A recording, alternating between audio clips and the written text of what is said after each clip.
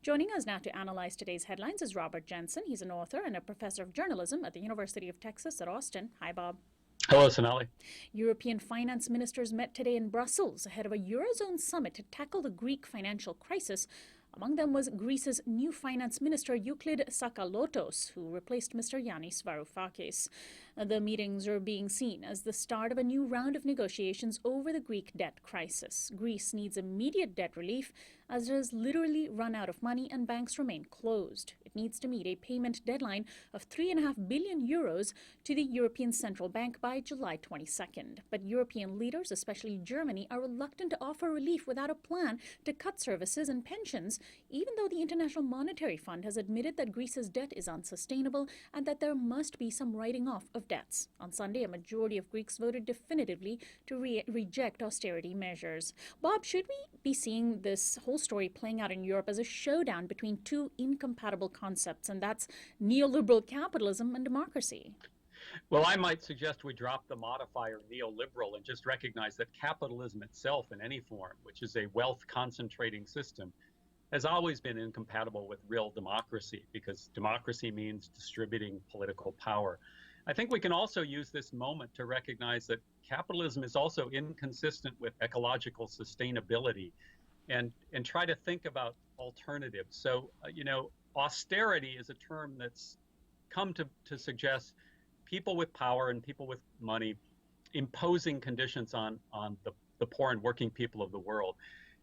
But frugality, the idea that we have to conserve, that we have to recognize that consumer capitalism in its current form is unsustainable, is not a bad alternative. So I'm going to give the Greek media consultant a freebie here and suggest the bumper sticker should be frugality, not austerity.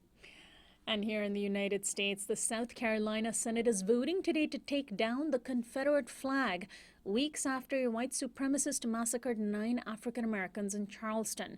A procedural vote yesterday, which passed 37-3, indicates broad bipartisan support in the Senate, but that is not guaranteed in the State House. A CNN ORC poll last week found a sharp racial divide among Americans over the flag, with most whites seeing it as a symbol of pride and most blacks as a symbol of hate.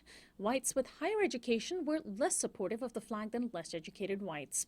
Senate Majority Leader Harvey Peeler, who opposes taking down the flag, said, quote, "To remove the flag from the State House grounds and thinking it would change history would be like removing a tattoo from the corpse of a loved one and thinking that it would change a loved one's obituary," end of quote. Well, Bob, even though I disagree with Peeler about the flag, I think it is true that simply taking the flag down doesn't erase a racist past. It needs to go way beyond taking down a flag. What do you think? Well, absolutely. But first of all, let's recognize that statement treats the flag as if it's part of history. The flag is a contemporary question. It's a symbol today, not something tattooed on a corpse. So if you were going to put your loved one's corpse on display, then it would change the equation a little bit.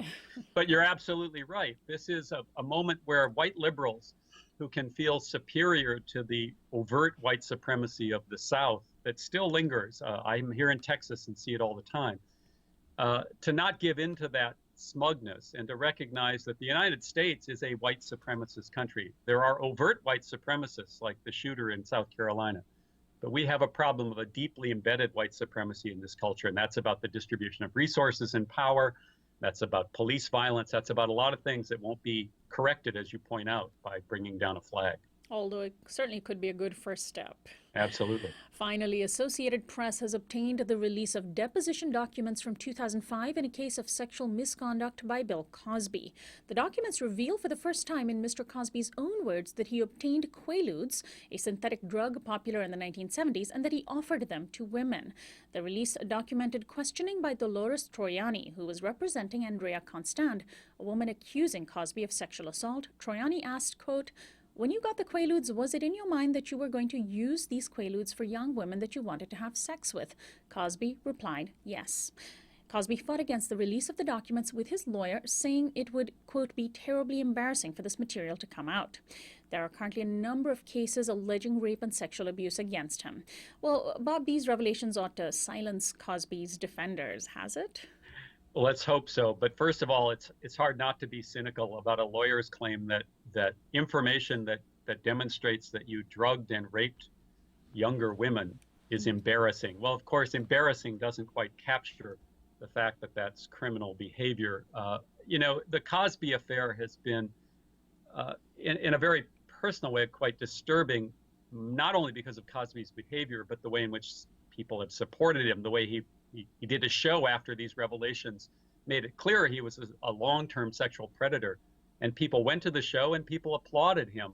And that says something not only about the moral depravity of Bill Cosby, it says something about the way in which in this very patriarchal society, people will overlook evidence of sexual predation, let's call it what it is, rape, and still give a man what we like to call the benefit of the doubt. That's something more disturbing about this culture, not just about Bill Cosby. Well, Bob, always a pleasure to have you on. I want to thank you so much. We'll talk to you again next week. Thanks. Robert Jensen is an author and a professor of journalism at the University of Texas at Austin and our daily Newsflash guest expert. This is Uprising. We'll be right back.